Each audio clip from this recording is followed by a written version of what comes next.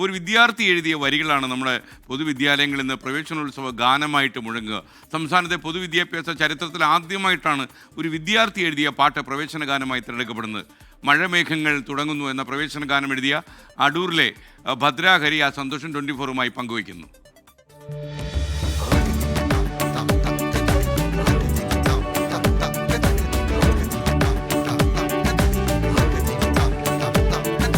മഴമേഘങ്ങൾ പന്തലൊരുക്കിയ പുതുവർഷത്തിൻ പൂന്തോപ്പിൽ കളിമേളങ്ങൾ വർണ്ണം വിതറിയൊരവധിക്കാലം മായുന്നു. നമ്മളിപ്പോൾ കേട്ട മഴമേഘങ്ങൾ എന്ന ഗാനം ആലപിച്ചുകൊണ്ടായിരിക്കും ഈ വർഷത്തെ സംസ്ഥാനത്തെ പ്രവേശനോത്സവം ആരംഭിക്കുക. എല്ലാ സ്കൂളുകളിലും ഈ ഗാനം കേൾപ്പിക്കാനുള്ള സൗകര്യം സർക്കാർ ഏർപ്പെടുത്തിയിട്ടുണ്ട്. മഴമേഘങ്ങൾ എന്ന മനോഹര ഗാനം എഴുതിയ ഭദ്ര നമ്മോടൊപ്പം ചേരുന്നുണ്ട്.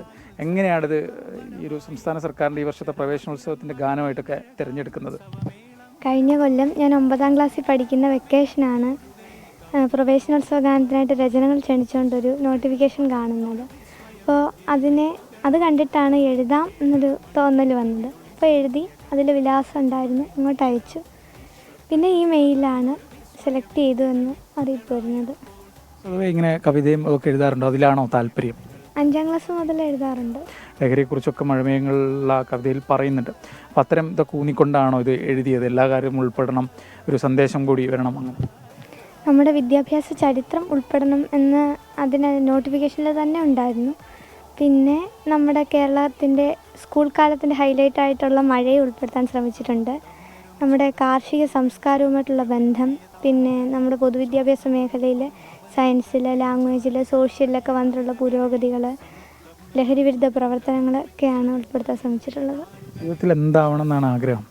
എനിക്ക് മലയാളം അധ്യാപികയാവണമെന്നാണ് ആഗ്രഹം. ഇഷ്ടപ്പെട്ടൊരു കവിതയൊക്കെ ഏതാണ്? കവി ഒരുപാട് കവികളെ ഇഷ്ടമാണ്. പിന്നെ കുമാരനാശാൻ, സുഗതകുമാരി ടീച്ചറൊക്കെ ഇഷ്ടമാണ്. പിന്നെ കുമാരനാശാൻ്റെ നളിനി ഒരുപാട് ഇഷ്ടമുള്ള കവിതയാണ്. അപ്പോൾ ഇങ്ങനെ ഒരു സർക്കാർ ഇങ്ങനെ അംഗീകരിച്ചു, നമ്മുടെ ഒരു ഗാനം തിരഞ്ഞെടുത്തു, അതിൽ ഭയങ്കര സന്തോഷമല്ലേ? ഭയങ്കര സന്തോഷം. ഒട്ടും പ്രതീക്ഷിച്ചില്ല. നമ്മൾ അയക്കുമ്പോൾ വെറുതെ അയക്കാം എന്നേ ഉണ്ടായിരുന്നുള്ളൂ.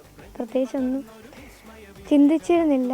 ഇപ്പോൾ ഒരു അപ്രതീക്ഷിതമായ ഒരു അനുഭവം ആയതുകൊണ്ട് ഒരുപാട് സന്തോഷം തോന്നുന്നു. കവിത ഒരു 2 വരി. മഴമേഘങ്ങൾ പന്തലൊരുക്കിയ പുതുവർഷത്തിൻ പൂന്തോപ്പിൽ കളിമേളങ്ങൾ വർണ്ണം വിതറിയൊരവധിക്കാലം മായുന്നു. എന്തായാലും തൻ്റെ കവിത പ്രവേശനോത്സവ ഗാനമായി സർക്കാർ തിരഞ്ഞെടുത്ത സന്തോഷത്തിലാണ് ഈ കുട്ടി. ഇന്ന് തന്നെ ആലപ്പുഴയിലേക്ക് തിരിക്കും. അവിടെ പ്രവേശനോത്സവത്തിലെ വിശിഷ്ട അതിഥി കൂടിയാണ് ഭദ്ര. എന്തായാലും വലിയ സന്തോഷത്തിലാണ്. എന്തായാലും ഉയർന്ന് പഠിച്ച് വലിയൊരു മലയാളം അധ്യാപിക തന്നെ ആകാനാകട്ടെ. പത്തനംതിട്ടയിൽ നിന്നും ക്യാമറമാൻ സഞ്ജയ് ഇക്ബാലിനൊപ്പം AV ജയശങ്കർ.